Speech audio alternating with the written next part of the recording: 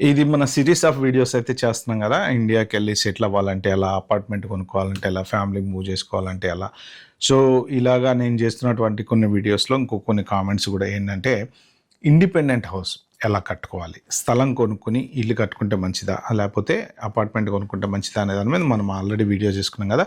ఈ పర్టిక్యులర్ వీడియోలో ఏంటంటే, మీరు ఓన్లీ ఇల్లు కట్టుకుంటే బెనిఫిటా? లేదా? ఒకవేళ కట్టుకోవాలంటే ఎలా కట్టుకోవాలి? పర్మిషన్స్ ఎలా తీసుకోవాలి?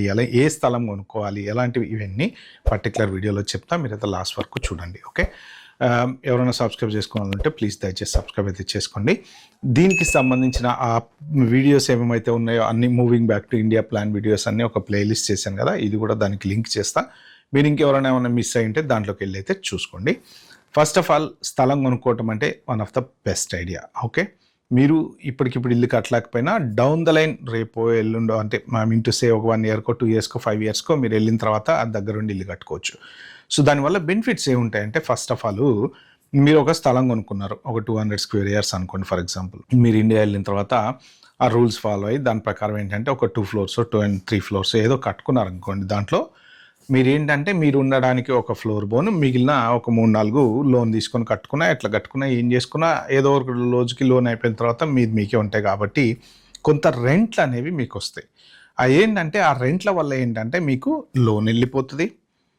లోన్ అంతా అయిపోయిన తర్వాత మీకు అదే ఒక రిటైర్మెంట్ బెనిఫిట్ కింద ఉంటుంది. సో ఇది వన్ ఆఫ్ ద అడ్వాంటేజ్ అనమాట. కానీ ఏంటంటే మీరు పెద్ద 200 గజాల దాంట్లో ఒక 2 ఫ్లోర్లు మీరే కట్టేసుకొని పెద్ద డూప్లెక్స్ కట్టి పైన ఒక ఫ్లోర్ రెంట్కి వేస్తారనుకోండి యూజ్ ఉండదు. ఎందుకు అంటే ఒక్క దాని మీద వచ్చే రెంట్ తోటి మీరు అంత మేనేజ్ చేయలేరు. రీజనబుల్గా కట్టుకోవాలి. అంటే మీకు ఓన్లీ డబ్బుండి బాగా నాకు జస్ట్ ఎవరికి రెంట్లకు ఇచ్చుకోను, నేను హాయిగా ఉందాం అనుకుంటున్నా, ఇన్ని రోజుల నుంచి నేను సంపాదించుకున్నా, ఓకే అబ్రాడ్ నుంచి నేను ఇండియా తెచ్చుకున్న ఇంత అమౌంట్ మంచిగా అనుకుంటే అలా కట్టుకోండి మీరు. లేదు ఫ్యూచర్లో రేపు పొద్దున మనకు జాబ్ సిచ్యువేషన్ ఎలా ఉన్నా కానీ రెంట్లు వస్తాయంటే నేను చెప్పినట్టు కట్టుకోండి.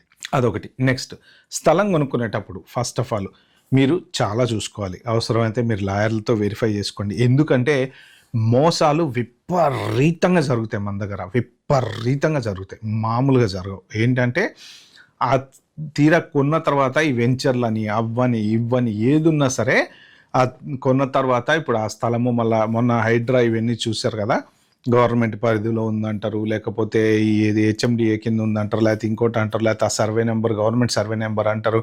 సో ఇట్లా ఏంటంటే రిజిస్ట్రేషన్లు కూడా మార్చేసి అప్పుడు ఒక పెద్ద స్కామ్ అయింది. ఒక